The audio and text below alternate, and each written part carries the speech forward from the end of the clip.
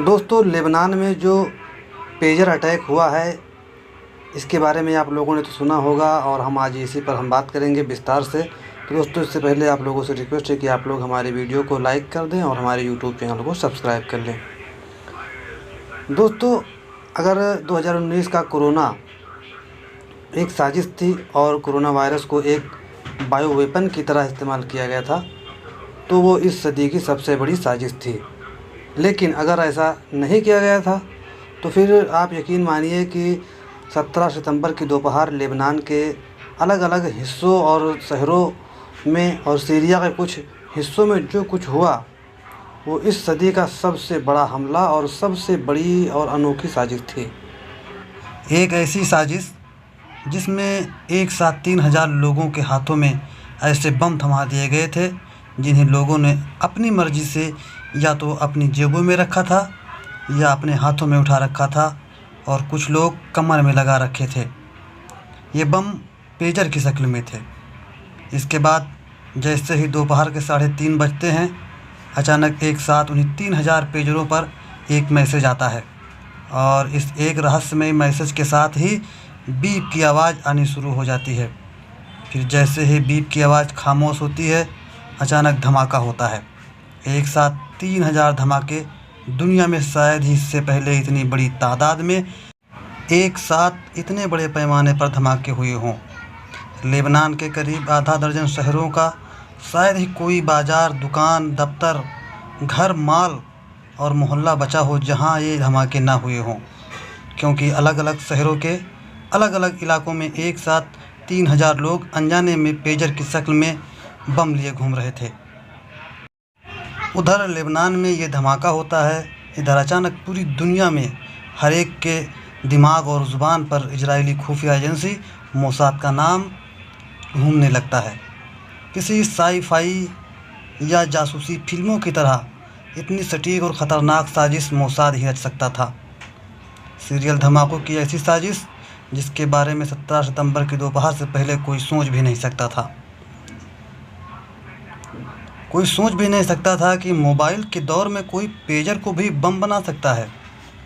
पर यहाँ सोचने वाली बात ये थी कि साल 2000 के आते आते जिस पेजर को मोबाइल खा चुका था, जिसकी जगह मोबाइल ले चुका था, जो पेजर भूली बिसरी यादें बन चुकी थी, जिस पेजर का इस्तेमाल दुनिया ने लगभग बंद कर दिया था, वही पेजर लेबनान में एक साथ 3000 लोगों के हाथों या जेबों में क्यों था। दोस्तों, बात इसी साल 13 फरवरी की है, जब हिजबुल्लाह के जनरल सेक्रेटरी हसन नसरुल्लाह ने एक टीवी पर हिजबुल्लाह के तमाम सदस्यों को चेतावनी दी थी और वो चेतावनी ये थी कि हिजबुल्लाह का हर मेंबर अपने मोबाइल फ़ोन को या तो तोड़ दे, दफना दे या लोहे की बक्से में रखकर उस पर ताला लगा दे।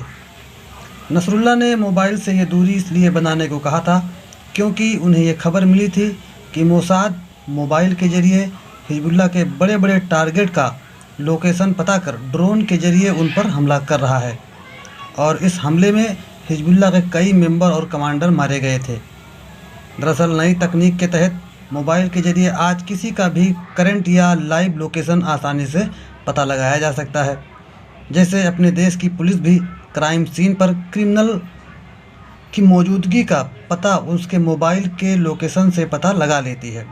यानी कुल मिलाकर मोबाइल एक ऐसा हथियार है जो आपके हर राज को आम कर सकता है और बस इसीलिए नसरुल्लाह ने हिजबुल्लाह के हर मेंबर और कमांडर को मोबाइल तोड़कर फेंक देने या दफना देने के लिए कहा था, ताकि इजराइल का खुफिया एजेंसी मोसाद मोबाइल के ज़रिए उन तक ना पहुंच सके। पर दिक्कत ये थी कि अगर मोबाइल का इस्तेमाल ना हो तो हिजबुल्लाह के टॉप लीडरशिप से लेकर आम मेंबर तक एक दूसरे से संपर्क या एक दूसरे को पैगाम कैसे भेजेंगे।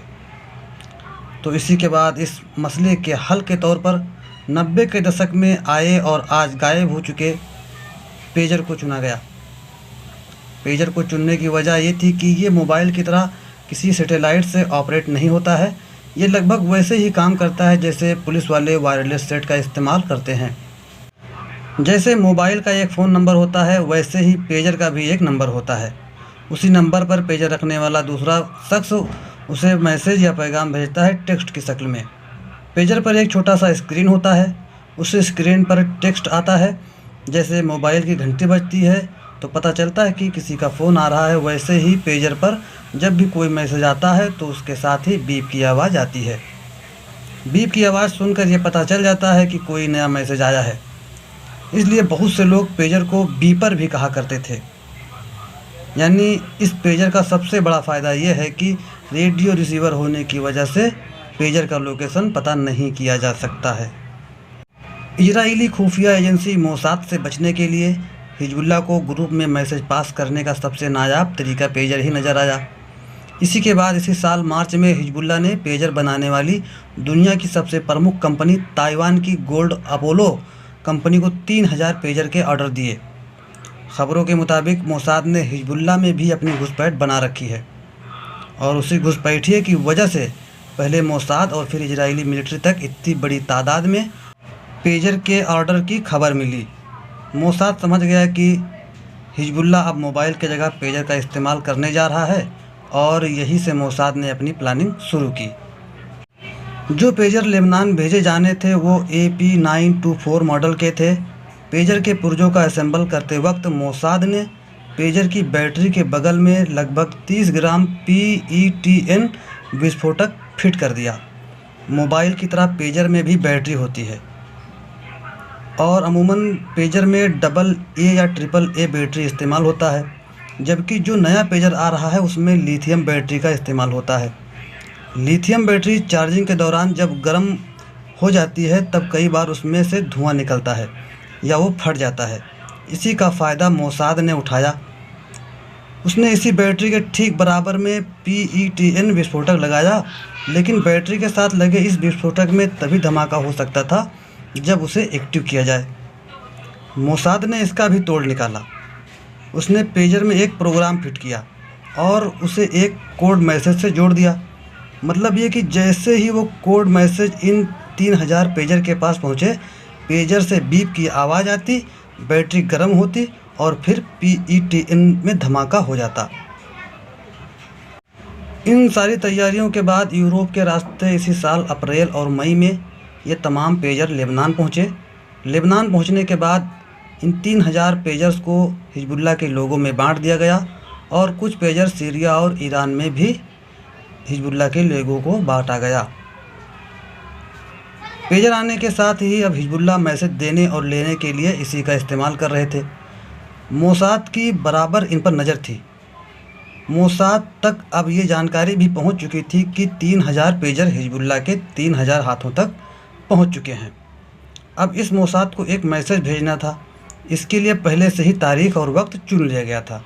वक्त वो रखा गया जिस वक्त सबसे ज़्यादा पेजर का इस्तेमाल किया जाता है और वो तारीख और वक्त था 17 सितंबर दोपहर के 3:30 बजे। वही रहस्यमयी मैसेज एक साथ 3000 पेजर्स पर आया। मैसेज के साथ ही पेजर ने बीप बजाना शुरू किया और फिर उसी बीप के साथ लेबनान के अलग अलग शहरों में एक साथ 3000 धमाके हुए। इन धमाकों में हिजबुल्लाह के करीब 3000 लोग घायल हुए, जिनमें से 11 की अब तक मौत हो चुकी है। लेबनान में मौजूद ईरान के राजदूत भी शायद उस वक्त हिजबुल्लाह के किसी मेंबर या चीफ के साथ थे, क्योंकि पेजर धमाके में घायल होने वालों में ईरान के एम्बेसडर भी हैं। दरअसल जिस वक्त धमाका हुआ तब एम्बेसडर अमानी के पास 2 बॉडीगार्ड खड़े थे। शायद उनमें से एक के पास वो पेजर था। जब पेजर में धमाका हुआ तब बीप बजने के बाद उनमें से एक बॉडीगार्ड पेजर पर मैसेज पढ़ने की कोशिश कर रहा था। अमानी सामने खड़े थे और धमाके की वजह से उनके सिर और चेहरे पर चोट आई। खबरों के मुताबिक इस धमाके में उनकी एक आंख खराब हो गई है। इस धमाके के बाद पेजर बनाने वाली कंपनी ओल्ड अपोलो की तरफ जब उंगली उठी तो कंपनी ने भी आनन फानन में सफाई दी। कंपनी का कहना है कि इस पेजर का ऑर्डर बेशक उनकी कंपनी को मिला था, लेकिन ये पेजर यूरोपीय देश हंगरी की राजधानी बुडापेस्ट में बना था। कंपनी के मुताबिक बुडापेस्ट में मौजूद कंपनी बैक ने ताइवान की कंपनी से कुछ साल पहले समझौता किया था पेजर वो बनाती थी, लेकिन ब्रांड गोल्ड अपोलो का ही इस्तेमाल करती थी। ताइवान की कंपनी ने अपनी सफाई में ये भी कहा कि गोल्ड अपोलो के नाम पर ताइवान से जनवरी 2022 से लेकर अगस्त 2024 तक कुल 2,60,000 पेजर ताइवान के बाहर भेजे गए थे, लेकिन ये सारे पेजर अमेरिका और ऑस्ट्रेलिया गए थे। मॉडल नंबर AP924 का कोई भी पेजर लेबनान या मिडिल ईस्ट नहीं भेजा गया।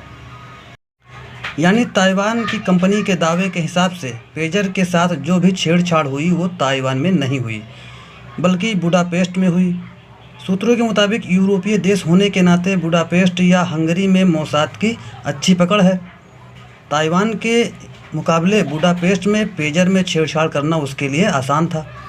पर यहाँ सवाल यह है कि जिस मोसाद के डर से हिजबुल्लाह ने मोबाइल तोड़ दिए, दफना दिए, उसी हिजबुल्लाह ने इतनी बड़ी संख्या में पेजर का ऑर्डर देने के बाद उस पेजर की कभी जांच क्यों नहीं की?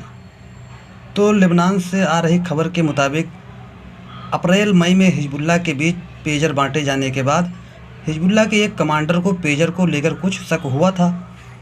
वो इसकी छानबीन भी कर रहा था, लेकिन ये बात मोसाद तक पहुंच गई। अब कहा जाता है कि कुछ वक्त पहले ही उस कमांडर की मौत हो गई थी। शक है कि मोसाद ने ही उसे ठिकाने लगा दिया। इसके बाद पेजर को लेकर फिर कभी किसी ने कोई शक या जांच नहीं की गई। मोसाद ने भी पेजर इस्तेमाल में आने के बाद करीब 3 से 4 महीने तक खामोशी बरती, ताकि किसी को शक ना हो। फिर सही मौका देखते ही धमाके वाला मैसेज एक्टिव कर दिया। क्योंकि पेजर अमूमन जेब में होता है या कमर में बेल्ट के साथ लटका हुआ होता है, या फिर मैसेज पढ़ने के लिए हाथों में।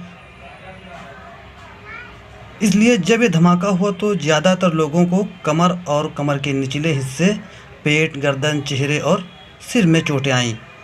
पेजर बम होने के बावजूद हिजबुल्लाह के बहुत से लोग इसलिए बच गए क्योंकि तब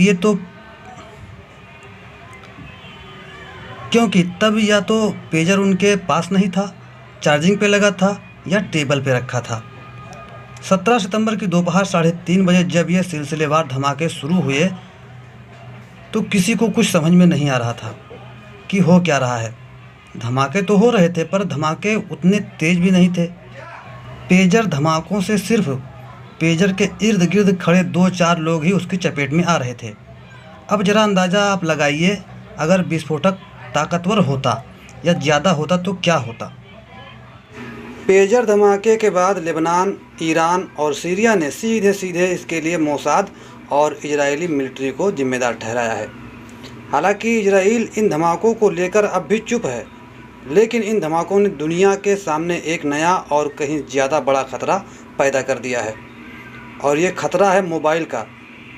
इस वक्त पूरी दुनिया की कुल आबादी लगभग 8 अरब है, और इन 8 अरब लोगों में से लगभग 90% लोगों के पास, यानी कि 7 अरब से ज़्यादा लोगों के पास मोबाइल का इस्तेमाल हो रहा है।